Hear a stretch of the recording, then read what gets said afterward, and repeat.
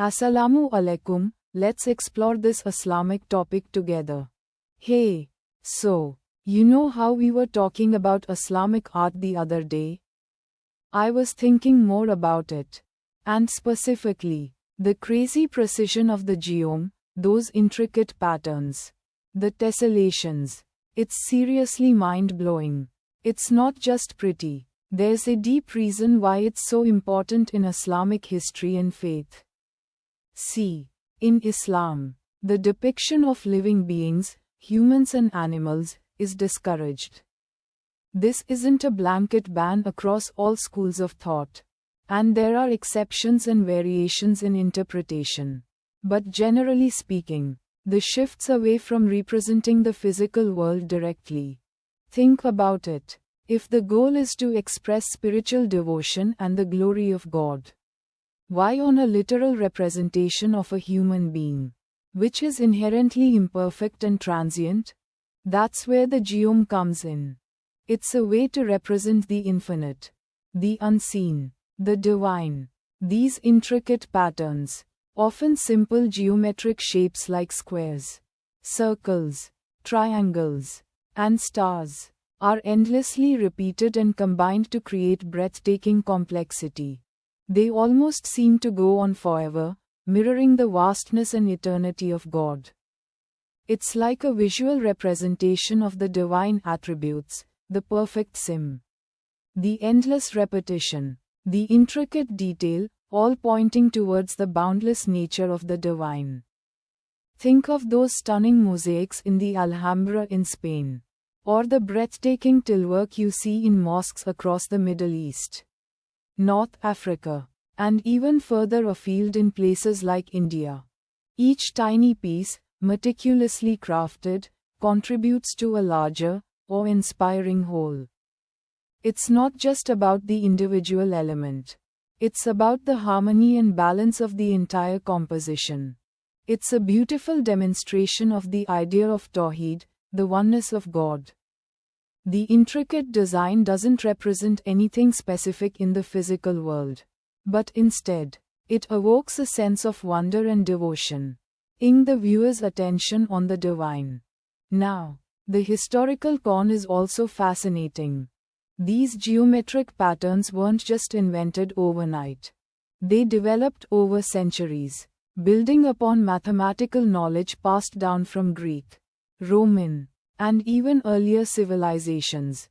Islamic scholars, mathematicians, and artists, however, took this knowledge and refined it, pushing the boundaries of geometric design in incredible ways. Think of it as a vibrant intellectual and artistic exchange. They weren't simply copying, they were innovating, creating new styles and techniques that are unique to Islamic art. This mathematical precision also reflects a deeply intellectual approach to faith. Islamic scholars have always placed great value on knowledge and learning, seeing it as a path to understanding God's creation. Mathematics, with its logical structures and precise relationships, became a powerful tool for expressing this intellectual understanding of the divine. The intricate calculations required to create these patterns, the mastery of geom and sim, it all speaks to a deep intellectual engagement with faith. And it wasn't just confined to grand architectural projects like mosques. You'll find geometric patterns in everyday objects too: tiles, ceramics, metalwork. These patterns weren't just decorative. They were a way of expressing faith and devotion in daily life. Imagine having these beautiful, intricate patterns woven into your clothes or adorning the objects you use every day. It's a constant, subtle reminder of the divine presence in the world. Moreover, this geometric precision wasn't limited to a specific region or time period. It spread across vast swathes of the Islamic world, adapting and evolving along the way. Different regions developed their own unique styles and techniques, reflecting local traditions and preferences. But the underlying principles of geometric precision and the emphasis on the abstract remained constant.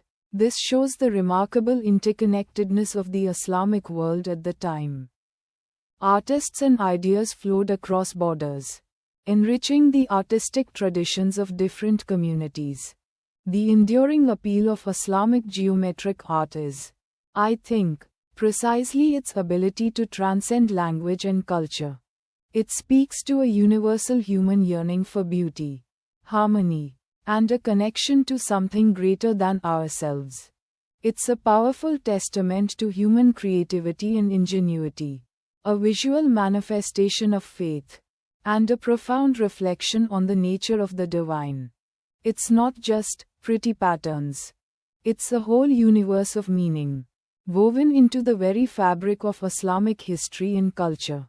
So next time you see one of these intricate designs, take a moment to appreciate not just the beauty, but also the deep intellectual and spiritual significance behind it. It's truly captivating. Hey, so, you wanna know about the amazing geometric precision in Islamic art? It's seriously fascinating. Think of it like this. We're talking about a whole aesthetic, a whole way of seeing the world, that blossomed in the early days of Islam, and it's still breathtaking today. It wasn't just some random artistic choice. It's deeply rooted in the religious beliefs and the overall intellectual climate of the time. Imagine the rapid expansion of the Islamic Empire. Think of all these different cultures, all these different artistic traditions, suddenly interacting and blending.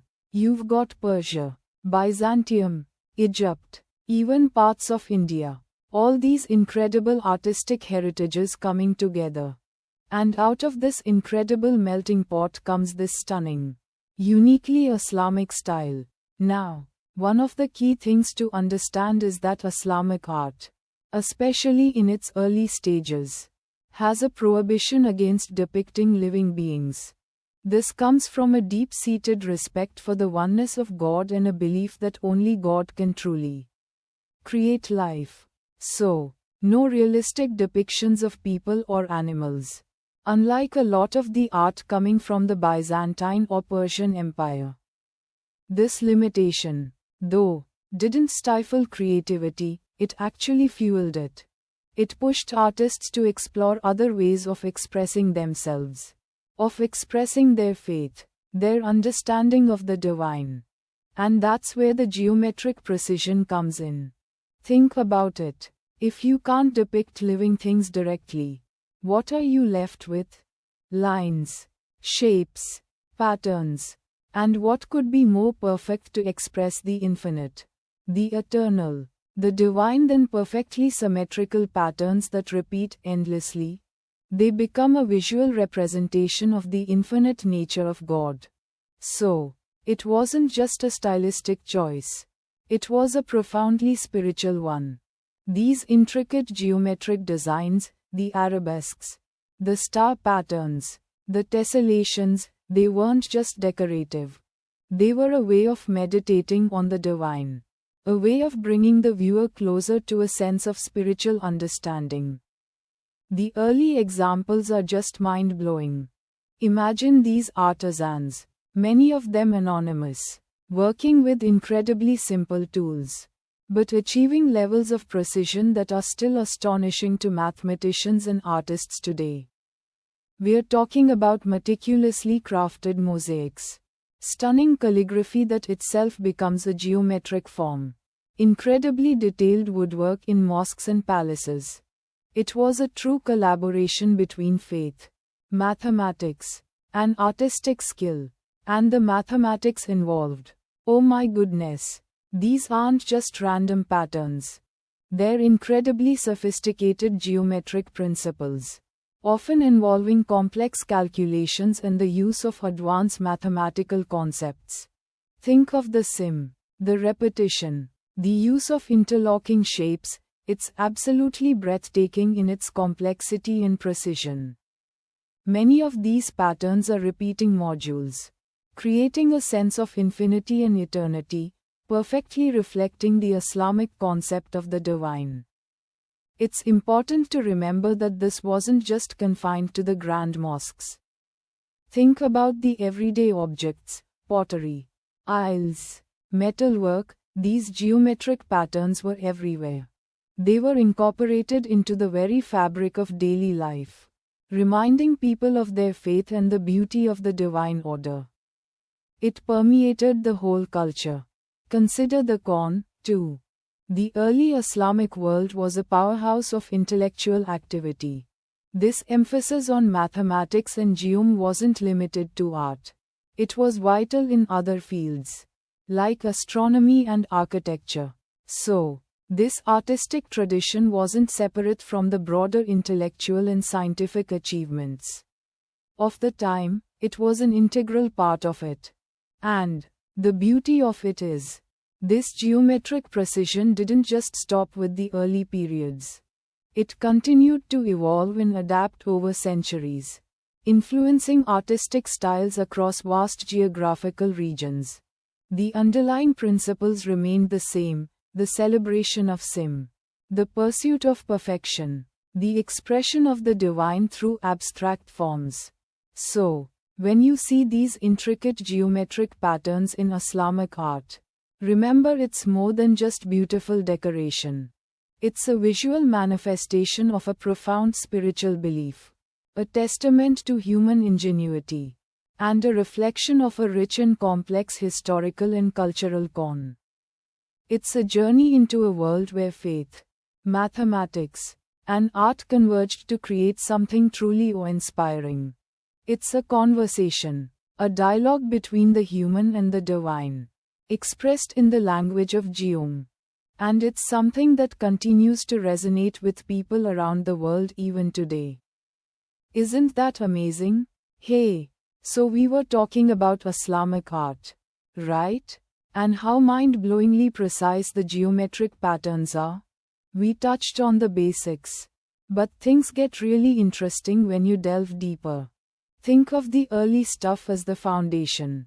The groundwork, beautiful. Sure. But it's in these middle chapters, roughly from the 11th to the 15th centuries, that things explode in terms of complexity and sheer artists. Imagine this. The early Islamic world is expanding rapidly. New cities are springing up.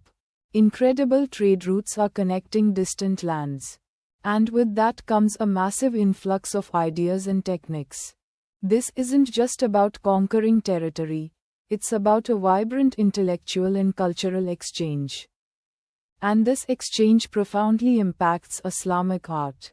Think of it like a delicious stew. You've got the base ingredients, the early geometric forms, and then you add all sorts of exciting spices and flavors from Persia, India, the Byzantine Empire, you name it. One of the most fascinating things about this period is how the geometric precision evolves.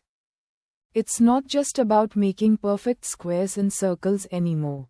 Artists are developing incredibly sophisticated systems of interlocking patterns, stars within stars, intricate tessellations, breathtakingly complex grids that seem to go on forever.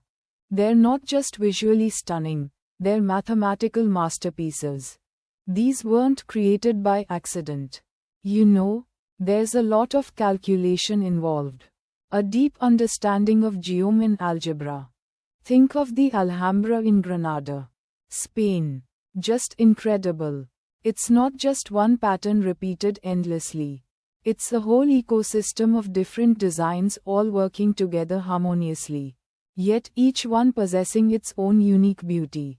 You could spend hours just in one room, tracing the lines, discovering hidden symmetries, noticing how one pattern subtly transforms into another. It's like uncovering a secret, a visual puzzle that rewards careful observation. And what about the religious con? Remember, Islamic art is not primarily about representing figures.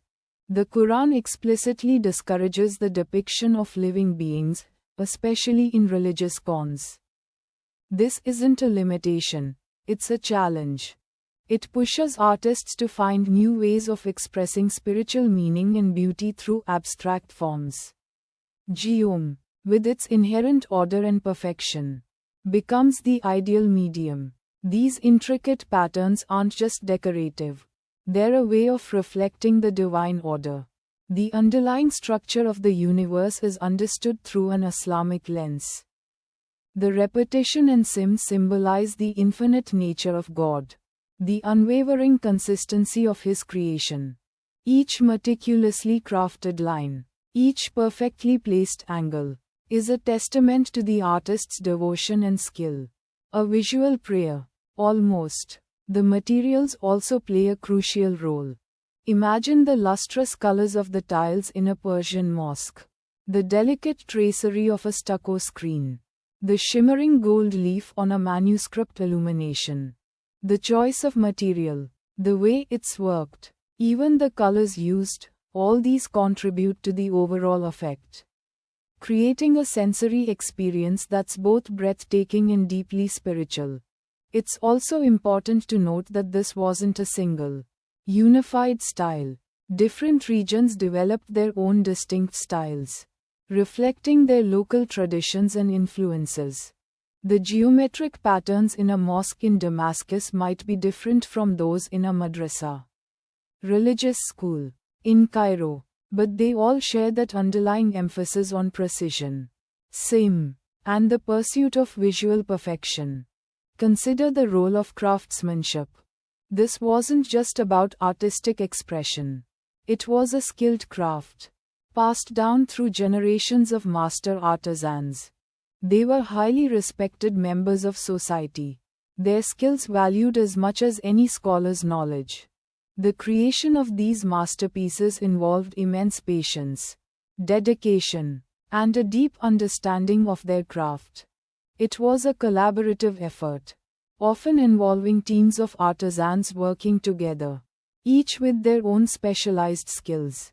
And this period isn't just about grand monuments like the Alhambra. The geometric precision is found in smaller objects too, intricately patterned tiles, beautifully decorated ceramics, even the delicate designs on metalwork. It's pervasive, woven into the fabric of daily life, a reminder of beauty and order in the midst of everyday existence. So, when you think of Islamic art's geometric precision, don't just see it as pretty patterns. See it as a reflection of a vibrant, dynamic civilization, a testament to human ingenuity and spiritual striving, a visual language that speaks volumes about the history, culture, and faith of a fascinating period. It's a journey of discovery, each pattern a gateway to understanding a richer, more complex story. And it's a story that continues to resonate with us even today, inspiring artists and designers centuries later. What do you think? Ready to delve even deeper into a specific region or style? Hey, so we've been chatting about Islamic geometric art, right? The amazing intricate patterns, the mind-bending tessellations. It's seriously captivating stuff. But it's not just pretty pictures. This whole thing has a really deep history and a fascinating story behind its eventual, well, let's call it, conclusion, because it didn't exactly end. It evolved, transformed, and continues to inspire even today. Think about it, Islamic art, particularly the geometric style, isn't just some decorative flourish. It's deeply intertwined with Islamic beliefs and worldview. Remember how the Quran forbids the depiction of living beings in religious art? That's a big deal. It pushed artists to explore other avenues of expression. And that's where the incredible emphasis on geom comes in. They weren't just filling space. They were using lines and shapes to express their faith in a profoundly visual way. The precision itself was a form of worship.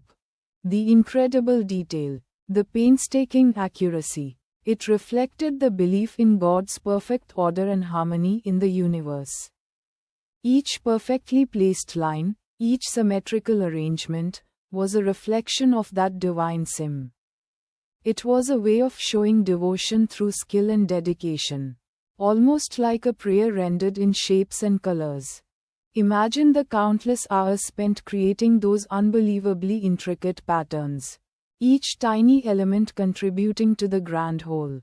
It must have been incredibly meditative, a deeply spiritual practice in itself. Now, when we talk about the conclusion of this artistic tradition, we're not talking about a sudden stop. It's more like the end of a specific, intense period of flourishing. As empire rose and fell, and different schools of thought emerged within Islam, the style itself shifted and adapted. The patterns persisted, but they incorporated new influences, different materials, and new cultural cons.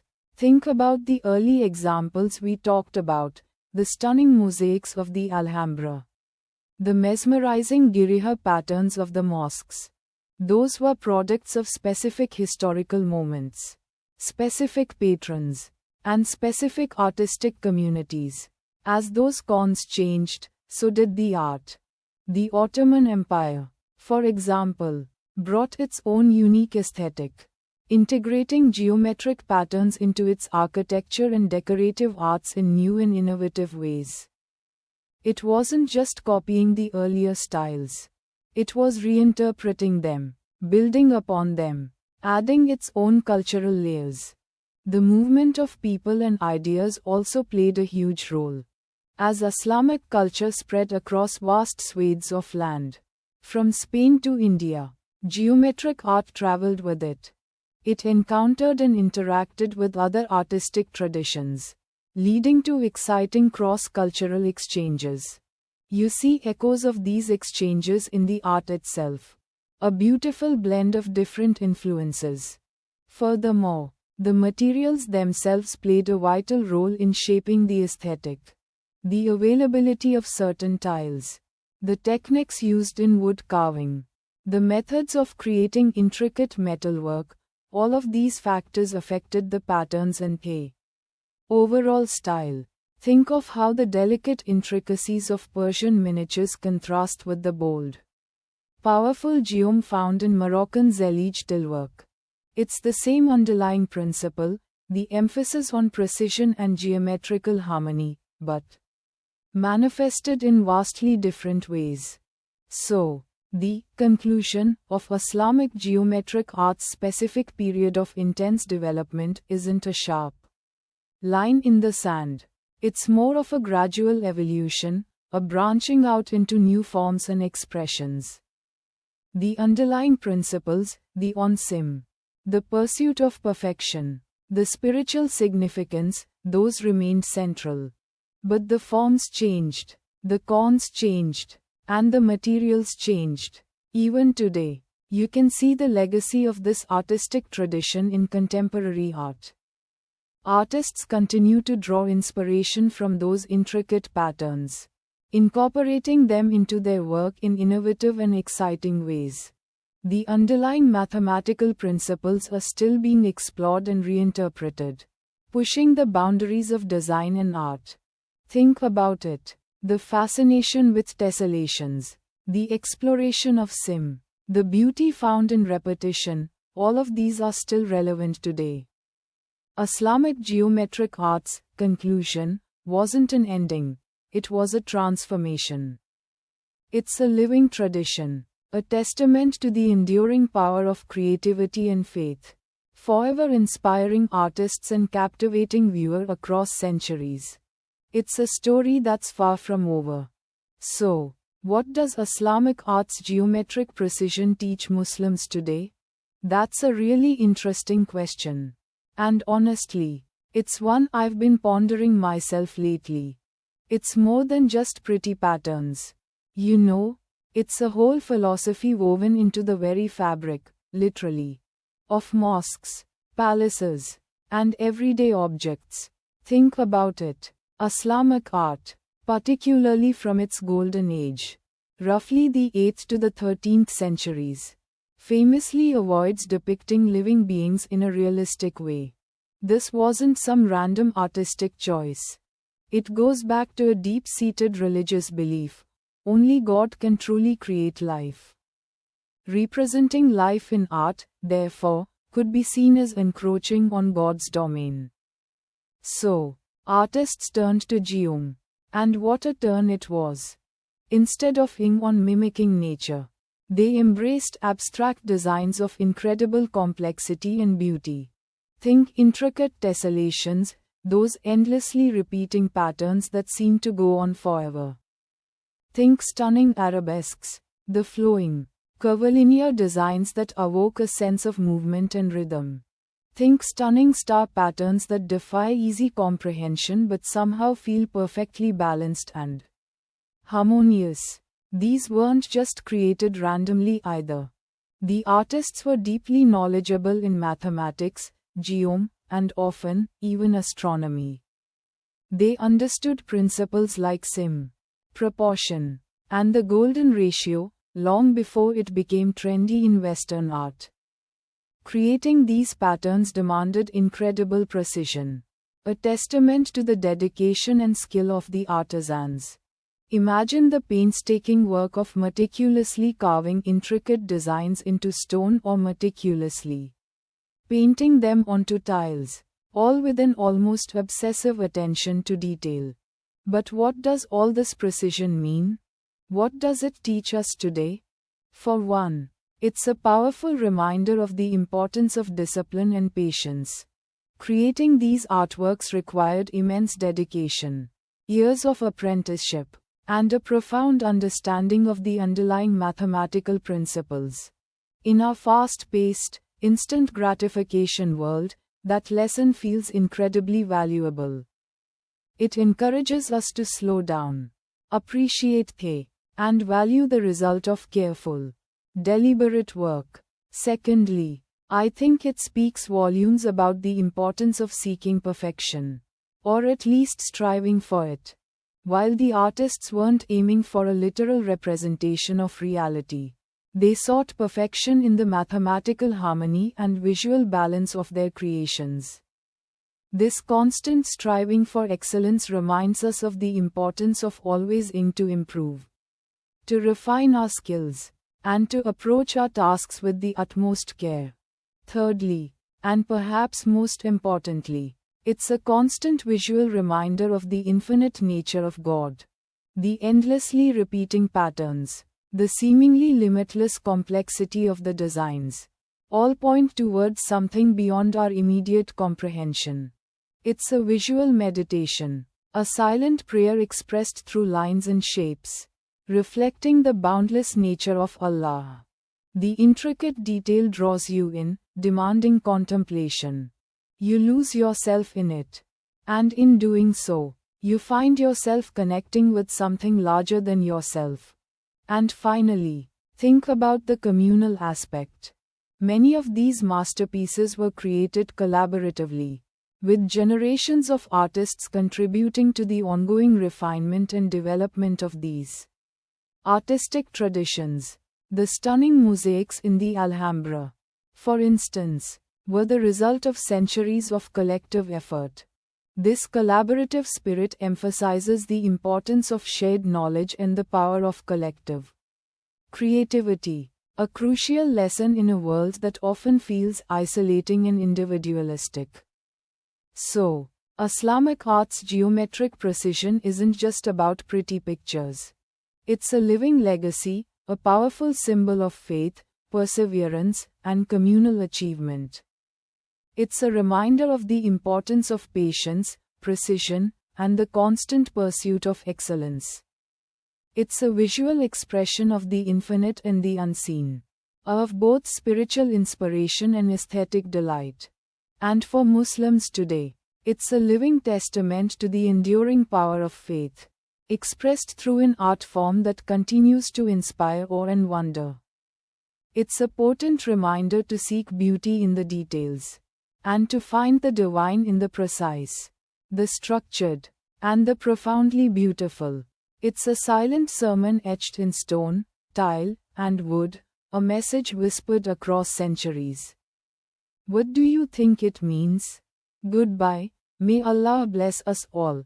That's our discussion for today.